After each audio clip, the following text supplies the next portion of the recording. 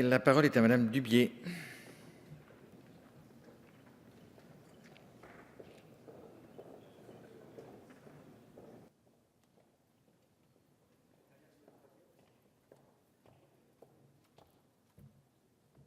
Merci. Monsieur le Président, Madame la Ministre, Madame la Présidente de la Commission des Affaires étrangères, Madame et Messieurs les rapporteurs, chers collègues, la France est aujourd'hui tenue d'appliquer des embargos ou des mesures restrictives à l'égard d'une vingtaine de pays, le plus souvent sur la base d'une résolution du Conseil de sécurité des Nations Unies et de décisions prises dans le cadre de l'Union européenne. Dès lors qu'elles touchent au commerce ou à l'exportation de matériel de guerre, les violations de ces embargos ou mesures restrictives peuvent être poursuivies sur la base de dispositions du Code de la défense. Le Code des douanes permet en outre de sanctionner le transfert frauduleux de biens à double usage ou de nature civile. Toutefois, le cadre juridique existant apparaît ne pas être suffisant pour réprimer l'ensemble des actes contraires aux embargos et aux mesures restrictives. En effet, il n'existe pas dans notre législation de dispositif juridique particulier pour appréhender de façon spécifique les violations des embargos sur les armes dans le champ du droit pénal général. Ce vide juridique n'est pas comblé par l'existence des seules dispositions applicables du Code de la défense sur le régime de contrôle des importations et exportations de matériel de guerre ou encore du Code des douanes. Par ailleurs, les embargos sur les armes sont toujours plus complexes et étendus dans leur portée. Ils couvrent les agissements d'un grand nombre d'acteurs pouvant intervenir dans une chaîne de transfert d'armes, industriels, courtiers, transporteurs, affréteurs, financeurs, non pris en compte par le droit existant. Dès lors, le projet de loi relatif à la violation des embargos et autres mesures restrictives dont nous discutons aujourd'hui est à plus d'un titre nécessaire. Tout d'abord parce qu'il définit en droit français la notion d'embargo ou de mesures restrictives. Ces dernières s'entendent comme, je cite, le fait d'interdire ou restreindre des activités commerciales, économiques ou financières ou des actions de formation, de conseil ou d'assistance technique en relation avec une puissance étrangère, une entreprise ou une organisation étrangère ou sous contrôle étranger ou avec leur agent ou toute autre personne. Cette définition, en ne visant pas des champs particuliers ou des domaines d'activité précis, permettra alors de poursuivre efficacement l'ensemble des faits délictueux, quelle que soit la nature des activités commerciales, économiques ou financières visées par les embargos et mesures restrictives. Par ailleurs, le fait de viser explicitement les prestations de services, actions de formation, de conseil ou d'assistance technique, permet de compléter ainsi l'arsenal juridique de façon très utile.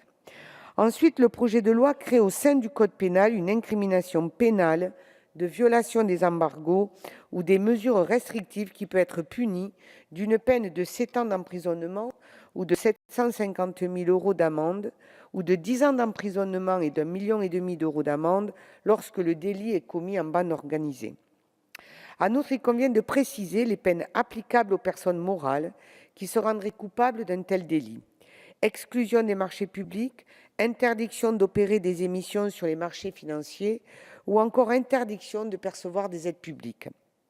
Le projet de loi vient ainsi combler un vide juridique en transposant en infraction pénale les violations des embargos en France.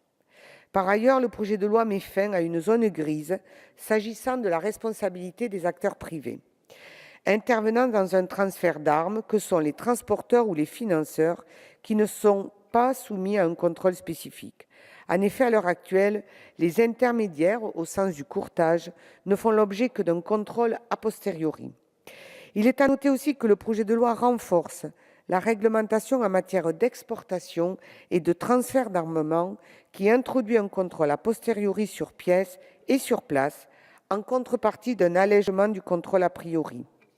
L'absence de loi érigeant en infraction la violation des embargos fragilise le contrôle a posteriori, privant les enquêteurs et la justice d'un instrument législatif essentiel à la réalisation de leur mission.